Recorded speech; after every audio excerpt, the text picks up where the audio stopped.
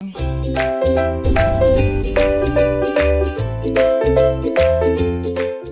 Life processes, जो processes जिनकी वजह से एक ऑब्जेक्ट जो है वो लिविंग थिंग में कैटेगराइज हो रहा है, उन प्रोसेसेस को आज हम इस चैप्टर में पढ़ेंगे। तो स्टार्ट करते हैं, ठीक है। तो सबसे पहला क्वेश्चन जो आएगा वही आ जाएगा कि लाइफ प्रोसेस। तो प्रोसेस कोई भी चीज जो परफॉर्म हो रही है, ठीक है, यहाँ पर उसके आगे क्या वर्ड ऐड हुआ है, लाइफ प्रोसेस। तो जो भी प्रोसेसेस हो रहे हैं एक पर्टिकुलर थिंग को लाइफ प्रोवाइड करने के लिए, तो वो होता है लाइफ प्रोसेसेस, ठीक है। तो इसमें डिफाइन जो किया है वो यही किया है कि what is life processes? These are the basic processes जो कि लिविंग ऑर्गेनिजम्स में परफॉर्म हो रहे हैं, जिसकी वजह से वो सरवाइव कर पा रहे हैं, और आप ये भी कह सकते हो कि जिसकी वजह से वो डिफरेंट हैं नॉन लिविंग थिंग से, ठीक है। तो जो बेसिक प्रोसेसेस हैं, हम अगर बायोलॉजी या साइंस हमने स्टार्टिंग से जब भी पढ़ी है तो ये सारी चीज़ें बहुत कॉमनली हम लोगों ने एनकाउंटर किया है, जैसे कि न्यूट्रिशन हो गया। तो ये कुछ प्रोसेसेस हैं जिनके बारे में हम लोग इस चैप्टर में डिटेल में पढ़ेंगे, एक एक चीज़ पढ़ेंगे, और इसके साथ साथ हम ये सारे प्रोसेसेस ह्यूमन बॉडी में भी होते हैं तो उससे हम रिलेट कर पाएंगे, ठीक है। ह्यूमन बॉडी में एग्जाम्पल ये लोग एट दी एंड हम लोग जाकर ह्यूमन बॉडी में इसलिए आ जाते हैं क्योंकि ये हमारी बॉडी है, और जब हम इससे रिलेट कर पाते हैं तो चीज़ें और समझना आसान हो जाती हैं, ठीक है। तो न्यूट्रिशन की बात करें तो ये क्या है, ये प्रोसेस है जिसके थ्रू कोई भी लिविंग ऑर्गेनिज्म फूड एक्वायर करता है, मतलब फूड लेता है, ठीक है। और वो फूड किस किस प्रोसेसेस में हेल्प करता है, उसके ग्रोथ में, मेटाबॉलिज्म में और रिपेयर में। मतलब अब ऐसा तो नहीं है कि अगर एक बार एक लिविंग ऑर्गेनिज्म पैदा हो गया, अब उसके बाद उसके अंदर कोई डेवलपमेंट, कोई ग्रोथ नहीं आएगी। ग्रोथ भी डिफरेंट तरह की आती है। ग्रोथ एक हाइट में आ गई, एक सेल्स के बेसिस पे आ गई, सेल का डिवीजन होना, ये सारी जो चीजें हैं वो ग्रोथ का पार्ट है, ठीक है। उसी तरह मेटाबॉलिज्म की जो हम बात कर रहे हैं, तो हमारी बॉडी के अंदर मैंने अभी भी डिफाइन किया था, मेटाबॉलिज्म क्या होता है, कोई भी केमिकल रिएक्शन जो लिविंग बॉडी के अंदर हो रही है, और ये सारी केमिकल रिएक्शंस बहुत इंपॉर्टेंट होती हैं हमें हमारी लाइफ जो है उसका सर्वाइवल जानने के लिए या फिर पॉसिबल करवाने के लिए, कि हम लोग जो सर्वाइव कर पा रहे हैं, अगर हमारी बॉडी के अंदर ये सारे मेटाबॉलिक रिएक्शंस नहीं होंगे तो we won't be able to survive, ठीक है।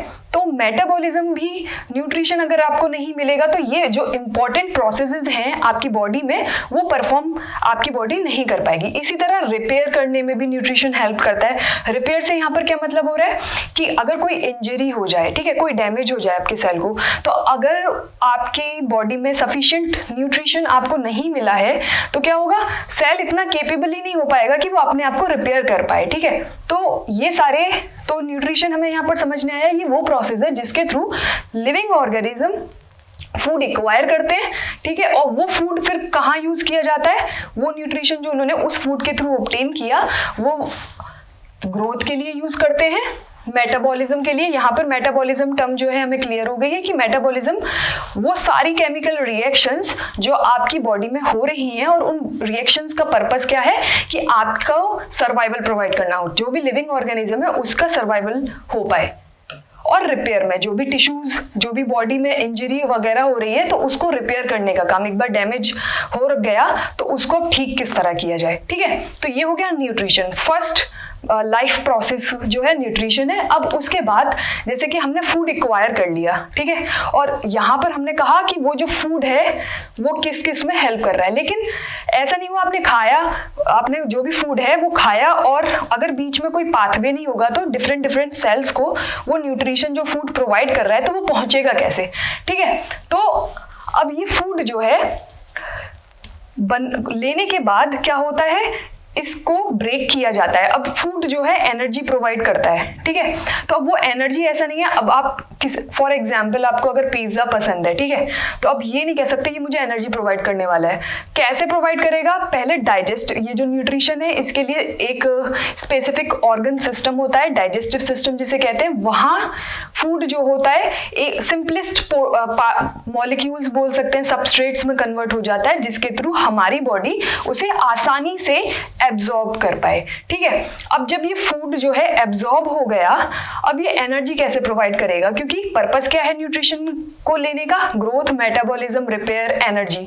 तो ये एनर्जी किस तरीके से, ये फूड जो है वो एनर्जी में कैसे कन्वर्ट हो, तो ये प्रोसेस होता है रेस्पिरेशन के थ्रू। तो रेस्पिरेशन प्रोसेस में क्या होता है, जो आपने फूड लिया उससे हम लोग एनर्जी ऑब्टेन करते हैं। तो पूरा एक केमिकल रिएक्शन होता है जिसमें कि आपका फूड फॉर एग्जांपल ग्लूकोज है, ठीक है, और जब ऑक्सीजन उसके साथ कंबाइन करेगा तो वो, हमने जब 9th क्लास का आपको चैप्टर याद हो जो सेल ऑर्गेनेल्स के बारे में पढ़ा था, तो वहां पर हमने एक टर्म यूज किया था, एक सेल ऑर्गेनेल यूज किया था। सेल ऑर्गेनेल से स्टार्ट करते हैं, माइटोकॉन्ड्रिया, ठीक है। तो माइटोकॉन्ड्रिया जो था उसको हमने कहा था power house of the cell. किसी भी सेल में माइटोकॉन्ड्रिया का बहुत इंपॉर्टेंट रोल होता है। पावर हाउस बोला तो पावर हाउस को रिलेट कर सकते हैं, रिलेट किससे कर रहे हैं? अगर हम लोग इलेक्ट्रिसिटी के बारे में पता हो तो हम कहते हैं ना कि हमारे घर तक लाइट जो आ पाती है तो पूरा जो सिस्टम होता है जहाँ से ट्रांसफर होती है पावर हाउस, ठीक है। हर घर में इलेक्ट्रिसिटी की जरूरत है, वो सब डिस्ट्रीब्यूट कहाँ से हो रही है? पावर हाउस से, ठीक है। वही अब सेल को इमेजिन कर लो, अब सेल में अलग अलग सेल ऑर्गेनेल्स को जितनी भी एनर्जी की जरूरत है वो कौन प्रोवाइड करेगा? माइटोकॉन्ड्रिया। अब उन वायर्स को जो है वो मानते हैं एटीपी, ठीक है। वो जो वायर्स हैं वो यहाँ पर किस फॉर्म में जा रही है एनर्जी? एटीपी की फॉर्म में जा रही है। तो एटीपी को बोलते हैं energy currency of the cell.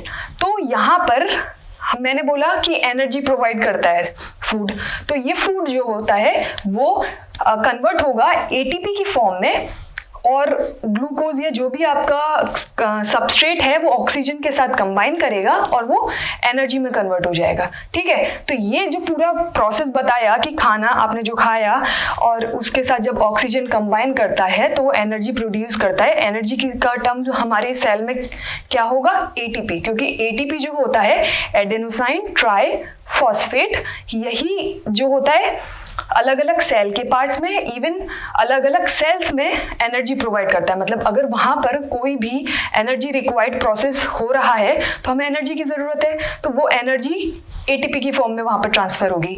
तो हम ये नहीं बोल, जैसे हमें कोई भी काम करना होता है, नॉर्मल लाइफ का एग्जांपल ले लेते हैं, तो हमें मनी की ज़रूरत होती है, ठीक है। बिना मनी के आप सोचो कितने वर्क हैं जो पॉसिबल हैं और कितने वर्क हैं आपकी डेली लाइफ में जो पॉसिबल नहीं हैं। तो जितने पॉसिबल मनी के बिना नहीं है वो हो गए सारे एनर्जी रिक्वायर्ड प्रोसेस या मनी रिक्वायर्ड प्रोसेस हो गए डेली लाइफ में, और यहाँ पर एनर्जी रिक्वायर्ड हो गए। तो एटीपी जो होता है बेसिकली एक्टिव, हमने जब सेल के ही वाला चैप्टर 9th में पढ़ा था तो मैंने बताया था एक्टिव ट्रांसपोर्ट में आपको एनर्जी की जरूरत पड़ती है, ठीक है। तो वो एनर्जी जो है वो कौन प्रोवाइड करेगा? एटीपी। तो डिफरेंट जगह पर जितने भी एनर्जी रिलेटेड वर्क होंगे वहां पर एटीपी की जरूरत पड़ेगी और एटीपी वहां तक जाएगा, ठीक है। तो ये जो रेस्पिरेशन है इसके थ्रू एटीपी प्रोड्यूस होता है सेल्स के अंदर, ठीक है। अब एक और आ गया ट्रांसपोर्टेशन। तो फूड आपने सिंपलर सबस्ट्रेट में कन्वर्ट किया, ठीक है, यहाँ तक बात हो गई, एब्जॉर्ब हो गया। अब उसे डिफरेंट जगह पर एटीपी बनाना है, ठीक है, अलग अलग सेल्स में जाकर उसकी एनर्जी रिक्वायरमेंट पूरी करनी है। तो वो जो ट्रांसपोर्ट की ज़रूरत पड़ेगी, फॉर एग्जांपल अब फिर से डेली लाइफ की एक एग्जांपल उठा लेते हैं कि आपको अपने घर से स्कूल जाना है या फिर कहीं रेस्टोरेंट जाना है, कहीं भी जाना है, ठीक है। तो आपको पता है कि आपको स्कूल जाके क्या करना है, आपको पता है घर पर क्या करना है, और बीच का जो रास्ता तय हो रहा है उसके लिए आपको किसी व्हीकल की ज़रूरत होगी, ठीक है। तो ये जो पूरा प्रोसेस है इसे बोलते हैं ट्रांसपोर्टेशन, ठीक है। तो वो ट्रांसपोर्टेशन का काम सेल बॉडी, ह्यूमन बॉडी हो गई या कोई भी लिविंग बॉडी हो गई, उसमें उस प्रोसेस को बोलेंगे ट्रांसपोर्टेशन। अब ट्रांसपोर्टेशन के लिए हमने 9th क्लास के में फिर से हम चलते हैं तो हमने ब्लड और इन सब के बारे में बात की थी। तो ये जो ट्रांसपोर्टेशन का काम करता है, ह्यूमन बॉडी का एग्जाम्पल ले लेते हैं हम, तो मोस्टली ब्लड के थ्रू होता है कि जितने भी सब्सटेंसेस होते हैं, ऑक्सीजन हो गया, वाटर हो गया, न्यूट्रिएंट्स हो गए, हार्मोन्स हो गए, एंजाइम्स हो गए, ये सारे ट्रेवलिंग जो करते हैं वो किस रूट से करते हैं?